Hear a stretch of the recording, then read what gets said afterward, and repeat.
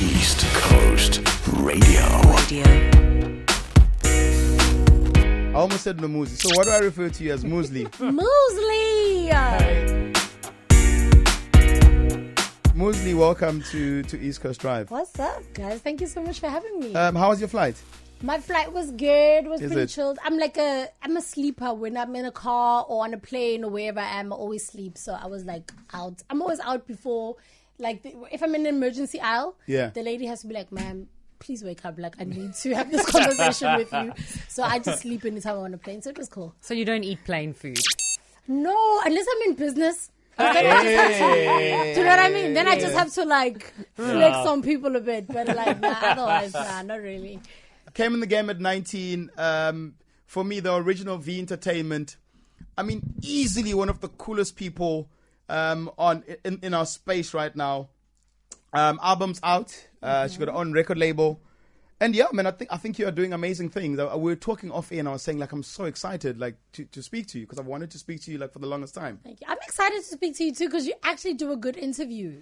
Hey! No, don't tell him that. He's not going to be able to walk out the studio. He already knows. That's why he's in this position that he is right now. So allow the man to have his props. Now, I mean, you came in this industry at 19. What are you now, 26, 27? I'm 26 now, 27 in September. Which year do you think was your toughest in the industry and why do you think that is, if you think back? Because I'm sure, the longer you stay, the longer now you can actually gauge. That actually was quite hectic. You know what? The game actually never gets easier. You just become more equipped and more skilled to deal with the things that you deal with. Yeah. I would definitely say my first year was the most fun, and everybody saw that. I was twerking all over the place on speakers. You didn't care, I was just I was really just living my best life. Yeah. But I kind of feel like the more I get into my career, the more I want to achieve, the more official I make myself, the more difficult it gets. But it's a good kind of difficult. It's difficult that I can roll with. Yeah. So where do you fit in the fun part, though? Because we can take ourselves so seriously in this industry because you've got goals to meet. You need to keep a certain persona about yourself.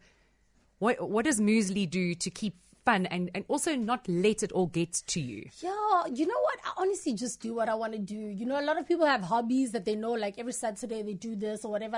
I'm not really one of those people. My hobby is my job. My job is my life. I am what I do and what I do is what I am.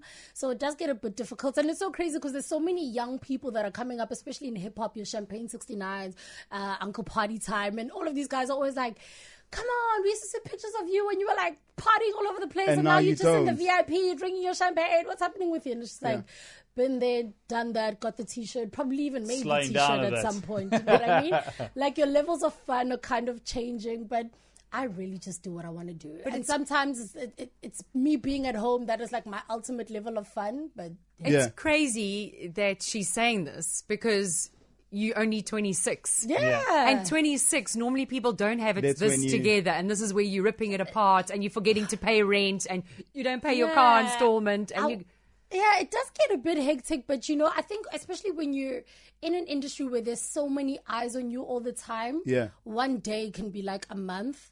So a year is something else. The person that you guys knew last year is definitely not the same person that we know now. And it's because you are forced to grow. And it also, I feel even if you travel, if you go away to America for the weekend and you come back, by the time you come back, your mind has been blown. You're just on a whole different level. So I have my days. Sometimes I have to remind myself, girl, relax. You're actually very young. You're very, very young. But at the same time, I like that I have my life together a little bit, It's Best Female Rapper for 2018. Were you surprised? Did you expect it? I think yes and no. Am I surprised that I'm the best female in South African hip hop? Yeah. No, definitely not. Yeah. I think even before I started rapping, I've probably been one of the best females in South African hip hop, Yeah. But it was all online, when I was looking at the votes that the competition was getting, I was just I might just have to accept that this one is not mine. Yeah. But you know what I did?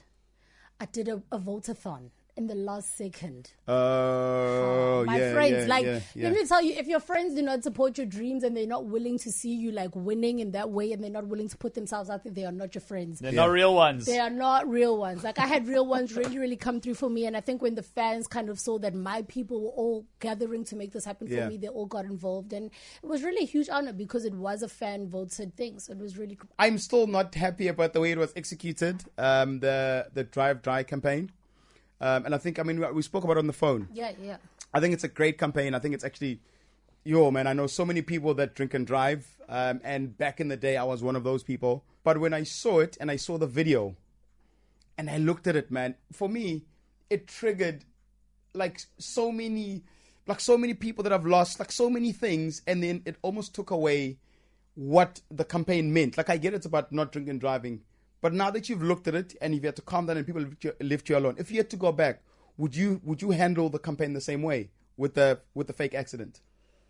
I think ultimately, if there was anything we would change, maybe we would have dropped the campaign video a little bit earlier, because that's one thing people were like really, really mad about. But ultimately, no. I knew going into the campaign that I wouldn't be able to control how people feel, and I still to this day I'm unable to do that. But I definitely do still stand on the truth of what the campaign was actually about.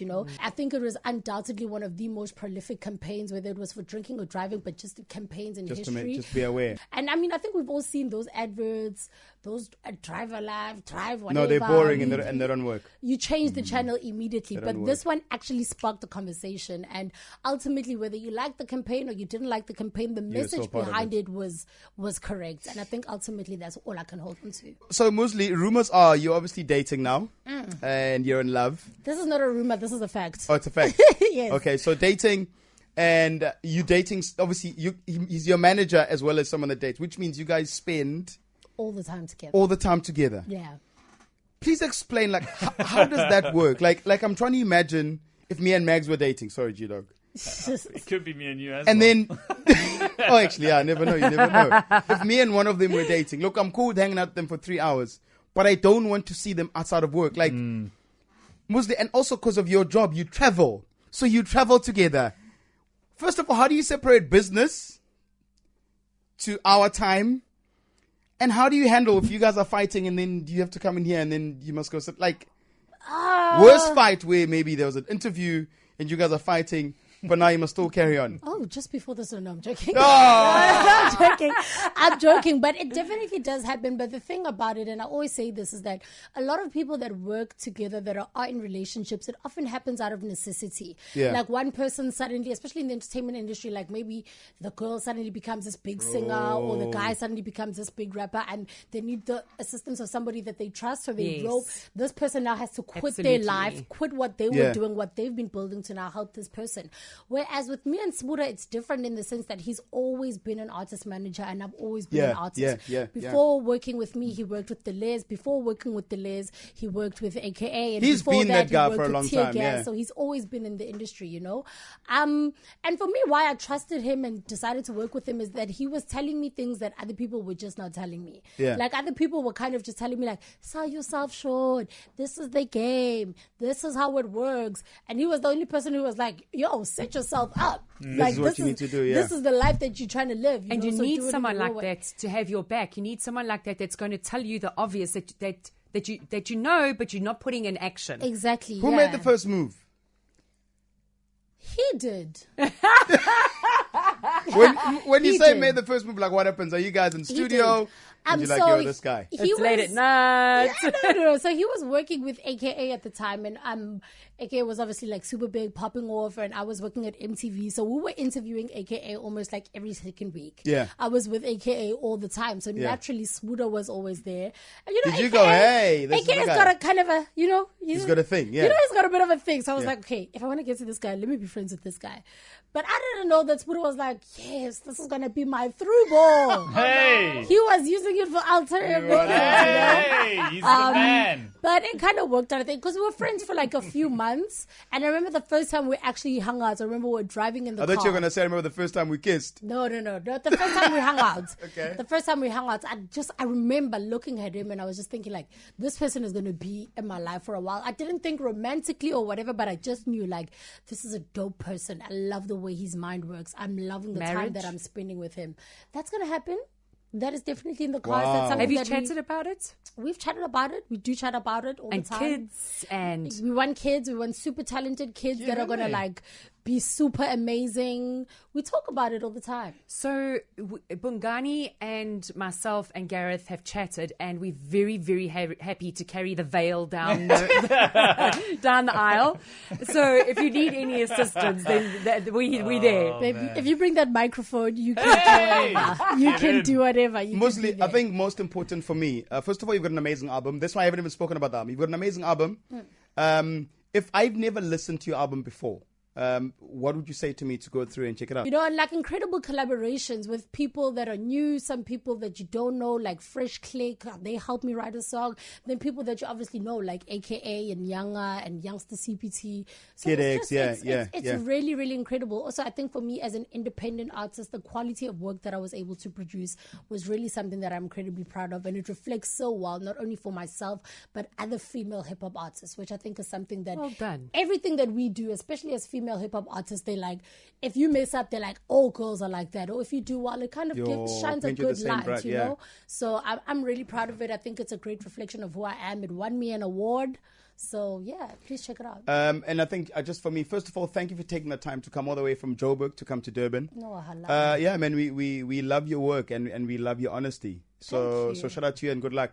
Where do I find you on social media? Where do people find you in terms of how to get the album? The album is available on all digital stores, iTunes, Spotify, all of those things. It's all over the place. It's also available for physical copies. That's in musical stores. And if you want to follow me on social media, it's Nomuzi on Twitter, NOMOOZLIE, and Moozlie on Instagram. My accounts are verified, so please make sure you're following the right one. Moozlie, thank you so much for Thank joining you for us. having me, guys. Yeah, man, we had an amazing time. Shout out for coming through. Much appreciated. East Coast Radio.